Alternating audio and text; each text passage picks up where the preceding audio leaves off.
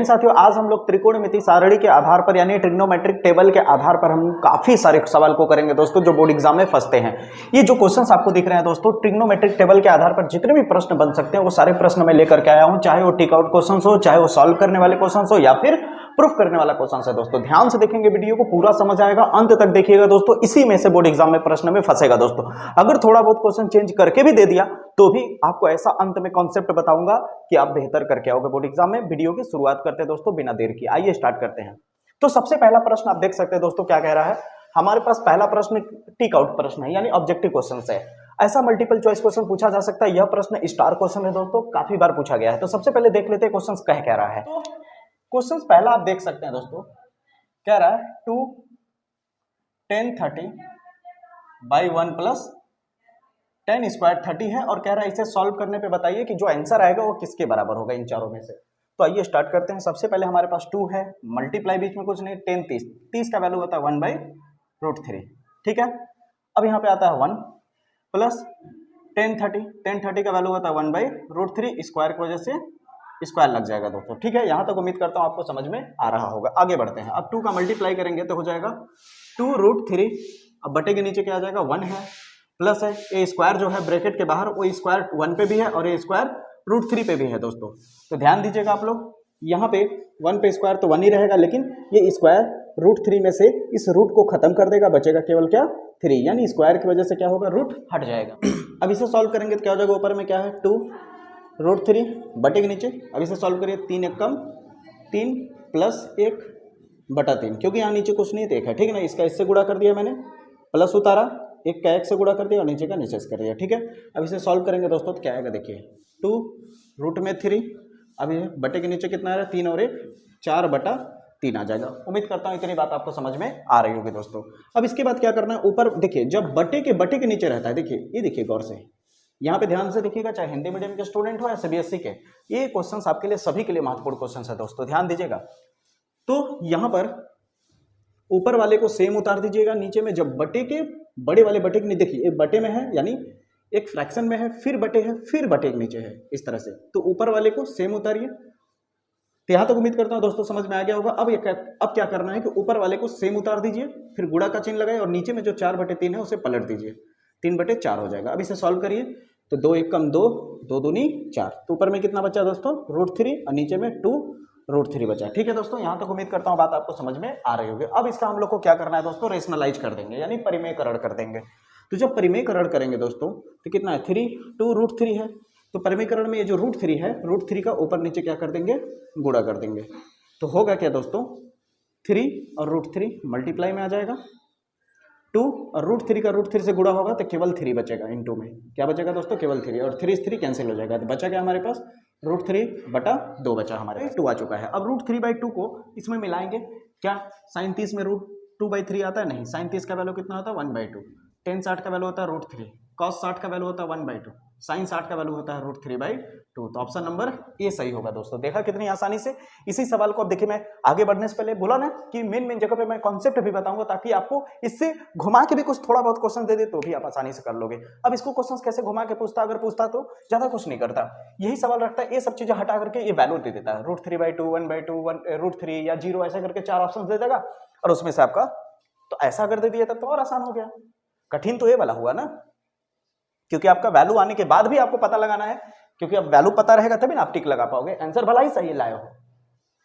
इसलिए कुल मिला के ट्रिग्नोमेट्रिक टेबल को अच्छे से तैयार करना है। उसका डिस्क्रिप्शन में मैंने लिंक दिया दोस्तों, एक बेहतरीन ट्रिक के साथ मैंने समझाया, उसे जरूर देखिएगा।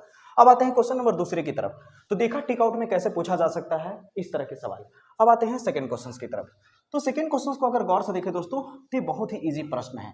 अगर आपको ट्रिग्नोमेट्रिक टेबल में क्या कहते हैं 0 से लेकर 90 तक के वैल्यू पूरे अगर अच्छे से मालूम है दोस्तों, तो सवाल में आप कहीं नहीं फंसेंगे।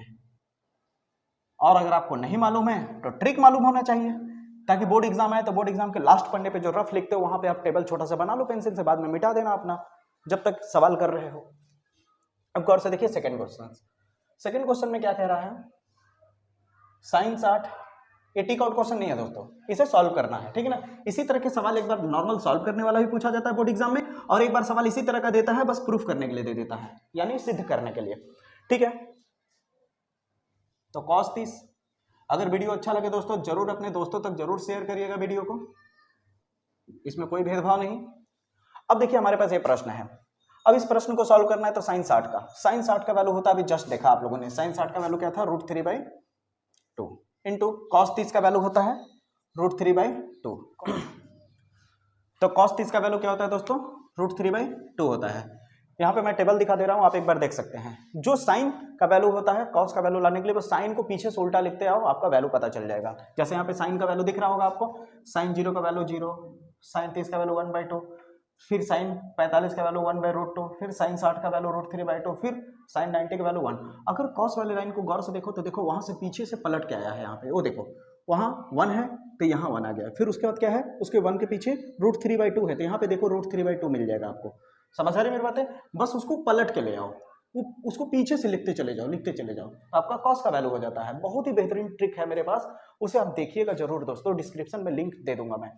आगे बढ़ते हैं, प्लस साइन 30, साइन 30 का वैल्यू कितना होता है दोस्तों 1/2 इंटू कॉस 30 का वैल्यू, कॉस 60 का वैल्यू 1/2 ही होता है। ठीक है, अब इसे सॉल्व करिए, मल्टीप्लाई हो तो हमेशा सीधा सीधा गुणा करिएगा, ठीक है। √3 का √3 से गुणा करेंगे, जब भी रूट में कोई वैल्यू हो और अंदर में सेम हो और रूट का मल्टीप्लाई हो तो रूट हट जाता है, ठीक है ना।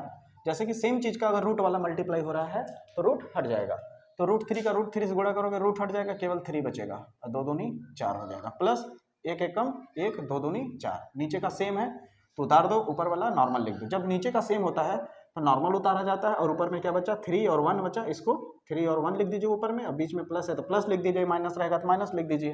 अब इसे जोड़ दीजिए, 3 और 1 4 हो जाएगा, यानी 4/4, 4 एकम 4 काटेंगे तो 1 आएगा आंसर। देखा कितनी आसानी से हम लोगों ने क्वेश्चन नंबर दूसरा भी कर लिया दोस्तों। अब आते हैं प्रश्न संख्या 3 पे। तो क्वेश्चन नंबर 3 क्या कह रहा है देखिए ध्यान से। तो क्वेश्चन नंबर 3 की बात करते हैं दोस्तों। क्वेश्चन नंबर 3 में कह रहा है cos 45 बटा sec 30 प्लस cosec 30, यही दिया है दोस्तों। अब cos 45 का वैल्यू कितना होता है 1/√2 बटे sec 30 का वैल्यू, जो cos 30 का वैल्यू होता है वही sec 30 का होता है, बस पलटना होता है क्योंकि cos का उल्टा sec होता है। तो cos 30 का वैल्यू कितना बताया मैंने, cos 30 का वैल्यू होता है दोस्तों √3/2 होता है। अब इसे पलट देंगे तो sec का वैल्यू बन जाएगा, तो क्या हो जाएगा, देखा कितनी अच्छी अच्छी ट्रिक बता रहा हूं मैं, उसे जरूर देखना जाके। तो 2/√3 हो जाएगा, प्लस cosec 30, cosec किसका उल्टा होता है, साइन का उल्टा होता है, cosec 30। अब cosec 30 की बात कर रहे हैं तो cosec 30 जो sin 30 का वैल्यू होता है उसी को पलट दो, sin 30 का वैल्यू कितना होता है 1/2, पलटोगे कितना हो जाएगा 2/1 हो जाएगा, ठीक है, ये मिल गया। अब इसे सॉल्व करते हैं, 1/√2, यहाँ पे कितना आ जाएगा 2 एकम 2 प्लस 2√3 हो जाएगा, √3 का 2 से मल्टीप्लाई करोगे, 2 3 दूनी 6 मत कर देना, ठीक ना, गुणा तभी होगा जब ये दोनों रूट में रहेंगे, ठीक ना, रूट में नहीं रहेगा तो नॉर्मल बाहर वाले को बाहर लिख देना, और समझ रहे हो, बटे √3 का 1 से गुणा करोगे दोस्तों तो आ जाएगा √3, ठीक है। अब इसे हमें सिंपल सॉल्व करना होगा, अभी जस्ट बताया मैंने, बटे के नीचे जब रहता है कोई चीज तो ऊपर वाले को सेम उतारिए इस तरह से और इसको पलट दीजिए, तो √3 ऊपर हो जाएगा और यहाँ क्या आ जाएगा 2 + 2√3। यहां तक उम्मीद करता हूं दोस्तों आपको समझ में आ रहा होगा। तो आइए आगे बढ़ते हैं। अब इसमें दिख रहा होगा दोस्तों कि अब हमें क्या करना है, ज्यादा कुछ नहीं करना है, 2 को कॉमन ले लेंगे क्योंकि यहाँ भी 2 दिख रहा है, यहाँ भी 2 है, देख लीजिए ब्रैकेट के अंदर यहाँ भी 2 यहाँ भी 2, कॉमन ले लेंगे बाहर तो क्या हो जाएगा 1/√2 इंटू √3 बाई यहाँ 2 कॉमन ले लेंगे तो यहाँ कुछ नहीं बचेगा तो 1 बचेगा, प्लस यहाँ √3 बचेगा, ठीक है। कैसे मैं समझा देता हूँ, यहाँ 2 के अंदर कुछ नहीं मल्टीप्लाई में तो 1 है, ठीक ना, जब 2 कॉमन लेंगे तो दोनों में से लेंगे तो 2 यहाँ से भी कॉमन होगा तो यहाँ कुछ नहीं बचेगा, तो मल्टीप्लाई में 1 हमेशा छुपा रहता है, ठीक है। यहाँ 1 हो जाएगा, प्लस उतरा √3 उतरा, ठीक है दोस्तों। अब जैसे जैसे बोल रहा हूँ उसको देखते जाइए ध्यान से। अब इसके बाद आपको क्या करना है दोस्तों, बहुत ही सिंपल है दोस्तों, बहुत ही ज़्यादा सिंपल है, बस ध्यान से देखिए। √3 हो गया, अब हमारे पास क्या हो चुका है, ये जो बाहर में √2 दिख रहा है दोस्तों, इसका अंदर में इसके साथ भी और इसके साथ भी आप क्या करिए मल्टीप्लाई कर दीजिए। जब इसका मल्टीप्लाई करेंगे दोस्तों, पहले आप देखिए तो यहाँ पे होगा क्या, मैं समझा देता हूँ आपको। तो 2 बाहर रहेगा, मल्टीप्लाई करेंगे तो क्या हो जाएगा √2 हो जाएगा, प्लस हो जाएगा, और √2 का √3 से गुणा करेंगे तो हो जाएगा √6 हो जाएगा। यहाँ तक उम्मीद करता हूँ दोस्तों समझ में आ रहा होगा। देखिए √2 का जब 1 से गुणा करेंगे तो √2 ही रहेगा, प्लस √2 का √3 से गुणा करेंगे तो रूट ए भी है, रूट ए भी है, तो 3 का 2 से गुणा करेंगे तो 3 दूनी 6 हो जाएगा। तो अब प्लस है, प्लस को आगे पीछे लिखो, कोई दिक्कत की बात नहीं होती है। तो हम क्या कर रहे हैं, बड़े वाले को पहले कर देते हैं और छोटे वाले को बाद में। ठीक है दोस्तों, तो यहाँ पे क्या हो जाएगा 6 कर ले रहे हैं और यहाँ पे 2 कर ले रहे हैं, कोई दिक्कत की बात तो है नहीं। अब क्या करना है, इसी का परिमेयकरण कर देंगे। परिमेयकरण का मतलब रेशनलाइज। तो रेशनलाइज करने पे देखो क्या होगा, √3/2 √6 प्लस √2 इंटू। हाँ एक बात और बताना भूल गया मैं कि अगर मान लो तुम्हें रेशनलाइज करने नहीं आ रहा है, मान लो यहाँ तक करते करते करते करते यहाँ तक आ गया, मतलब सिंपल पूरा कर लिए, लेकिन अब उसके बाद तुम्हें समझ नहीं आ रहा कि रेशनलाइज करना होगा या नहीं करना होगा, या फिर आगे क्या करें। क्या जो बुक में आंसर दिया है वो अगर मैच नहीं करा पाया, मैं वहां तक नहीं पहुंचा पाया, तो क्या मेरा मार्क्स कट जाएगा? नहीं दोस्तों, ऐसा कुछ नहीं होने वाला है। आप बस आपका करने का प्रिंसिपल सही होना चाहिए, आपका तरीका सही होना चाहिए, आप एक एक स्टेप सही से करते आ रहे हो, वैल्यू को रख रहे हो, और यहाँ तक वैल्यू रखने पे ही आपको आधा मार्क्स मिल जाएगा। समझ रहे हो? क्योंकि हर जगह पे स्टेप मार्किंग होता है बोर्ड एग्जाम में। समझ आ रही है मेरी बातें? इसमें डरने की कोई जरूरत नहीं है दोस्त। कहीं भी ऐसा ना होना चाहिए कि आपको यहाँ नहीं आ रहा है तो कट पिट कर दे, कुछ भी कर दे, नहीं, जहां तक आ रहा है वहां तक आप बेहतर करिए। ठीक है, तो आगे बढ़ते हैं। अब √6 प्लस √2 है, तो इसका रेशनलाइज करेंगे तो प्लस है, यानी परिमेयकरण करेंगे तो क्या हो जाएगा, प्लस माइनस हो जाएगा। तो क्या हो जाएगा, √6 माइनस √2, √6 माइनस √2। ठीक है, ये हमने क्या कर दिया, परिमेयकरण कर दिया। तब क्या होगा, देखिए √3 ब्रैकेट में क्या हो जाएगा, √6 माइनस √2, बाहर में क्या है 2। अगर इसे दोनों को देखें दोस्तों तो दोनों सेम है कि नहीं, ब्रैकेट के अंदर वालों को देखिए दोनों सेम है कि नहीं, बस फर्क क्या है, एक में प्लस है और एक में माइनस है। तो आप गौर से सोचिए, एक फार्मूला आपको याद होगा, a² माइनस b² का क्या होता है, एक ब्रैकेट में a प्लस बी, एक ब्रैकेट में a माइनस बी, होता है कि नहीं। उसी तरह यहाँ भी दिख रहा है कि नहीं, अगर √6 को a समझ लें और 2 को b समझ लें तो क्या होगा, a² माइनस b² का फार्मूला बैठेगा, बिल्कुल बैठेगा। तो क्या हो जाएगा, √6 को a समझ लें तो क्या हो जाएगा, और √2 को b समझ लें तो a प्लस b और a माइनस बी लग रहा है कि नहीं। तो यहाँ a और b का क्या क्या स्क्वायर, तो मेरे पास a के जगह पे √6 है और b की जगह पे √2 है, तो यहाँ का भी स्क्वायर कर देंगे हम भी, और बीच में लगा देंगे माइनस, और टोटल बड़ा वाला ब्रैकेट, क्योंकि 2 टोटल के बाहर है। ठीक है, अब देखिए क्या होगा, √3। ठीक है दोस्तों, अब अंदर में क्या है कि √6 जो है, √6 को हम चाहे तो क्या लिख सकते हैं, √3 इंटू √2 लिख सकते हैं, बिल्कुल लिख सकते हैं दोस्तों, √2। ठीक है, अब यहाँ पे क्या हो जाएगा, 2 स्क्वायर की वजह से रूट हट जाएगा, केवल 6 बचेगा, स्क्वायर की वजह से रूट हट जाएगा, केवल 2 बचेगा। ठीक है दोस्तों, अब √3 का अंदर गुणा करेंगे, तो √3 का अंदर गुणा होगा तो इस √3 का इससे भी गुणा होगा और इस √3 का इससे भी गुणा होगा। तो ध्यान से देखिएगा दोस्तों, √3 का √3 से गुणा करेंगे तो रूट हट जाएगा, केवल 3 बचेगा, तो 3 और इंटू में क्या है, √2 माइनस, अब √3 का √2 से गुणा करोगे तो √6 हो जाएगा। अब यहाँ पे देखो 6 में से 2 घटा दोगे 4 बचेगा, 6 में से 2 घटाओगे तो कितना बचेगा, समझ रहे हो दोस्तों। अब हमारे पास क्या बचा, 2, तो यहाँ 6 में से 2 घटाओगे 4 बचेगा, 4 का 2 से गुणा कर दोगे तो 8 हो जाएगा। यही आपका आंसर आएगा दोस्तों। उम्मीद करता हूँ आपको समझ में आया होगा प्रश्न। देखिए यहीं से थोड़ा सा आपको दिमाग लगाना है दोस्तों, रेशनलाइज से, परिमेयकरण से, वैसे बहुत कठिन नहीं है, नॉर्मल है, ठीक है। अगर इसे आप एक बार 2 बार लगाते हो तो आपको ऑटोमेटिक प्रैक्टिस में ये क्वेश्चन आ जाएगा। अब बढ़ते हैं क्वेश्चन नंबर 4 की तरफ दोस्तों।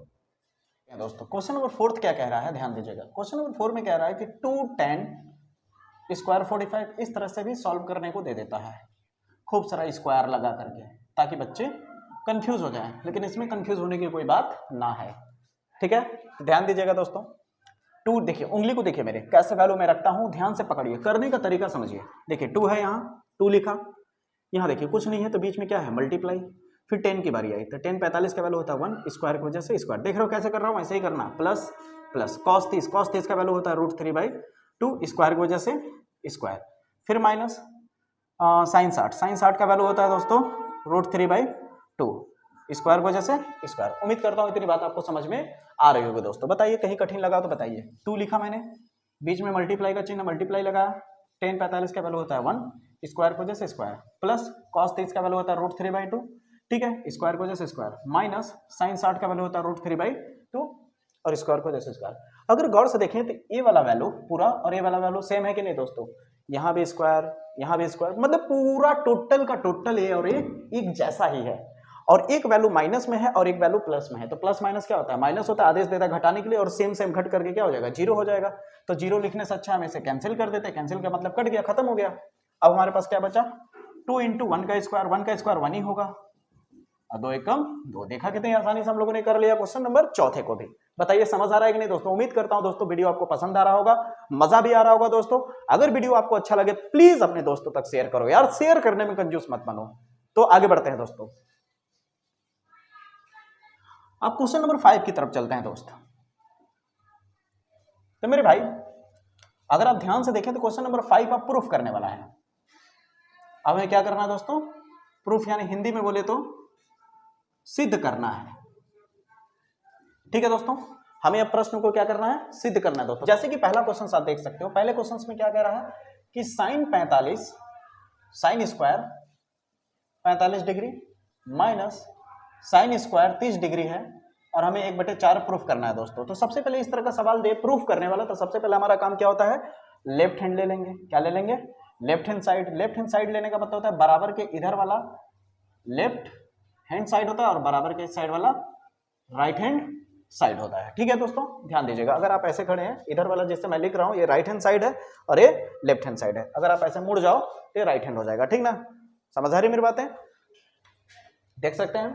तो आप ऐसे लिखते हो ना, ऐसे सामने होके, इसलिए इधर वाला राइट हैंड इधर वाला लेफ्ट हैंड। तो लेफ्ट हैंड साइड ले लेंगे दोस्तों, sine square 45 minus sine square 30।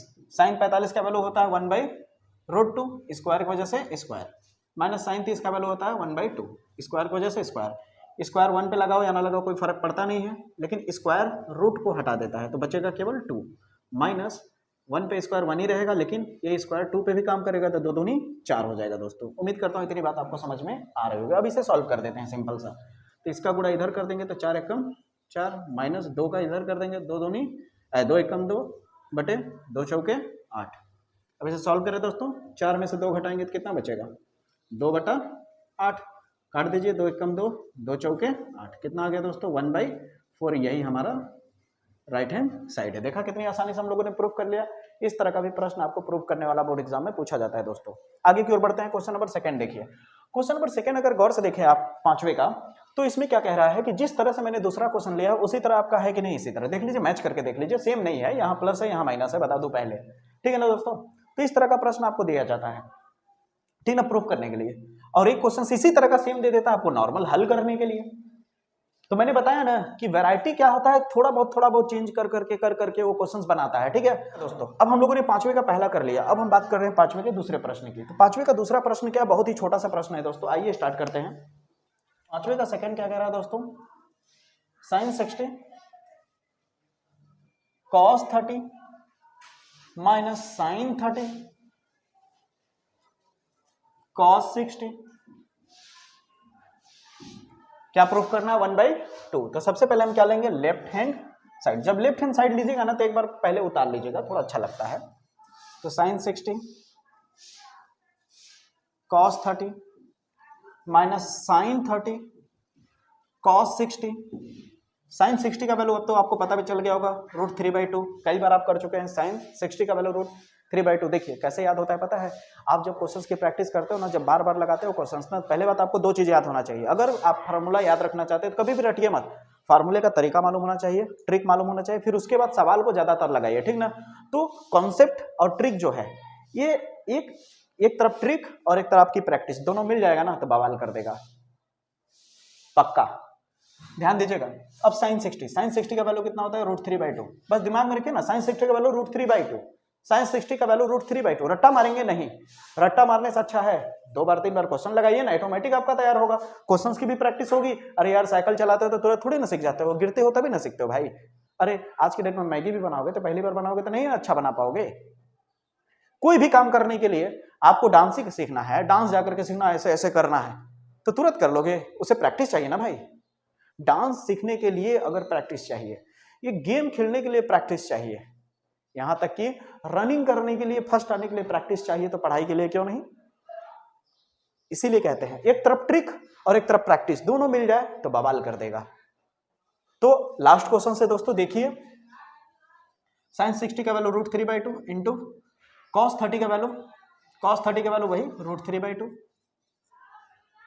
ठीक है, जो साइन 60 का वैल्यू होता है वही कॉस 60 पलट करके आ जाता है वापस में, माइनस साइन 30 का वैल्यू होता है दोस्तों 1/2 वही यहाँ भी होगा 1/2, इसे सॉल्व करिए, √3 से √3 गुणा होगा तो रूट हट जाएगा, केवल 3 बचेगा, 2 दूनी 4 हो जाएगा, माइनस 1 एकम 1, 2 दूनी 4, नीचे का सेम है दोस्तों 4, बचा क्या 2। कैसे देख लीजिए, 3 में से 1 घटाओगे तो 2/4 आएगा, काटो, 2 एकम 2, 2 दूनी 4, यानी कितना आ गया 1/2, यही आ गया राइट हैंड साइड। बताइए समझ आएगा नहीं दोस्तों? नीचे का जो क्वेश्चन है आप ही लोग करेंगे। और अगर आपको अच्छे से समझ आया होगा तो वीडियो को पॉज कीजिए, रोकिए, खत्म नहीं करिए, और कॉपी निकालिए और इस सवाल का जवाब दीजिए और कमेंट बॉक्स में कि इसका आंसर क्या होगा दोस्तों। अगर वीडियो पसंद आए तो अपने दोस्तों तक जरूर वीडियो शेयर करिएगा, शेयर करने में कंजूसी ना करें दोस्तों। जय हिंद, जय भारत।